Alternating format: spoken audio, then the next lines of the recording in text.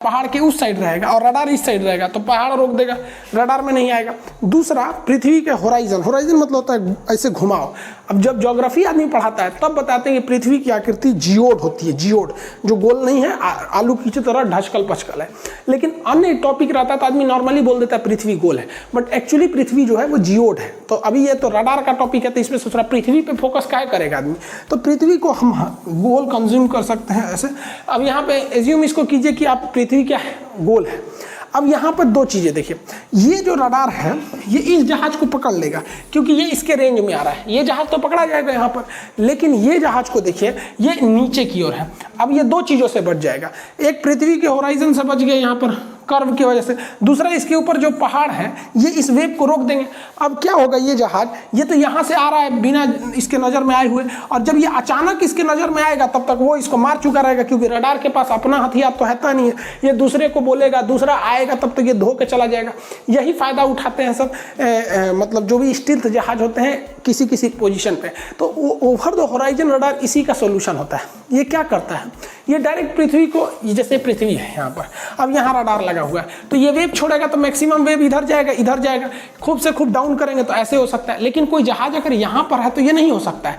तो ये क्या किया गया है, इसमें हम लोग आयन मंडल का प्रयोग करके पहले वेव को अंतरिक्ष में भेजते हैं, उसके बाद लौटने देते हैं उसको, यही प्रयोग किया जाता है। इसका क्या है, सिंपल सा, हम लोग रहते, हमारे ऊपर वायुमंडल की पढ़ते हैं, हम जिस एटमॉस्फेयर में रहते हैं उसका पहला लेयर होता है troposphere, stratosphere, mesosphere, ionosphere and exosphere. तो आइनोस्फीयर में कॉस्मिक रेस पाई जाती हैं, बहुत खतरनाक होती हैं इसी यहाँ पर, ये नीचे से आने वाली वेव को लौटा देती हैं। अब यहाँ से कोई वेव को छोड़िएगा ना तो ये लौटा देगा नीचे वापस, यही लौटा देता है। इसी का फायदा किया उठाया जाता है।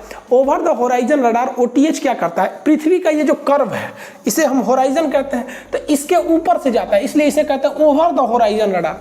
ये भेजेगा वेव को, बहुत हाई बीम को भेजता है, यहाँ पर हाई फ्रीक्वेंसी हाई बीम की इंटेंसिटी को वेव को भेजेगा। टकरा के जब आएगी तो वो ऑलरेडी लो हो जाएगी, क्योंकि कोई भी चीज़ टकराने के बाद उसकी पावर लो हो जाता है।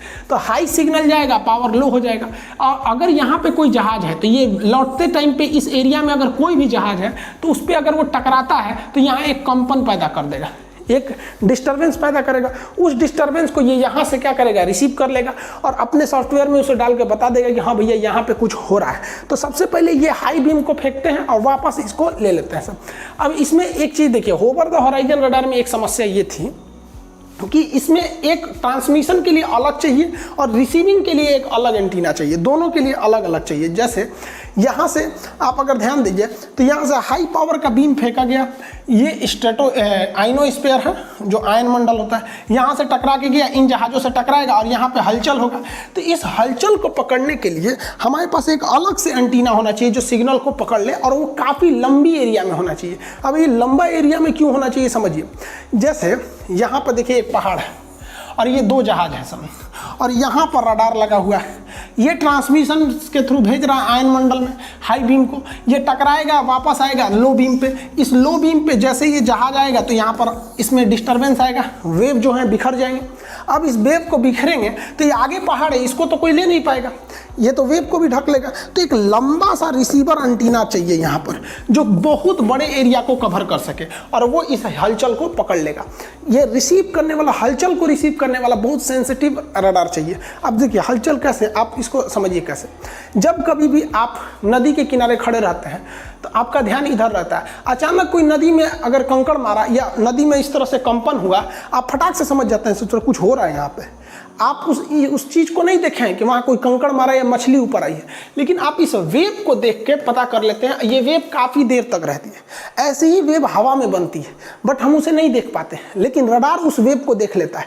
जिस तरह से पानी में अब उल्लू को खड़ा कर दीजिएगा नदी के किनारे तो ससुरा ई वेव को भी नहीं देख पाएगा, उसी तरह हम लोग की आंखें हवा में वेव को नहीं देख पाती है, लेकिन रडार उस हवा में देख लेता है, पकड़ लेता है। अब यहाँ जितना भी हलचल होगा, इस हलचल को जैसे यहाँ से ओवर द होराइजन रडार पहले अंतरिक्ष में भेजा, वहाँ आयन मंडल से टकराया और कोई भी जहाज हवा में आया, इस तरह का हलचल होगा, उसको ओवर द होराइजन रडार पकड़ लेगा, अपने स्क्रीन पर दिखा देगा कि भैया इतना बड़ा हलचल है तो इतनी बड़ी जहाज होगी, छोटा हलचल मतलब छोटी जहाज होगी। अब ये over the horizon radar size में बहुत बड़े होते हैं, बहुत लंबे चौड़े, बहुत बड़े बड़े एरिया को ये लोग कवर करते हैं ये रडार, क्योंकि भैया उतनी दूरी तक में वेब को भी तो छोड़ना है। देखिए ना ये कितना बड़ा होता है ये ओवर द होराइजन रडार, इतनी बड़े साइज में होता है ये कि कभी कभी तो लगता है कि सोचो कोनो देश का बाउंड्री बनाया गया है। देख रहे हैं, लग रहा है कोई देश की यहाँ पे दीवार बनाई गई, उधर दूसरा देश, इधर दूसरा देश है।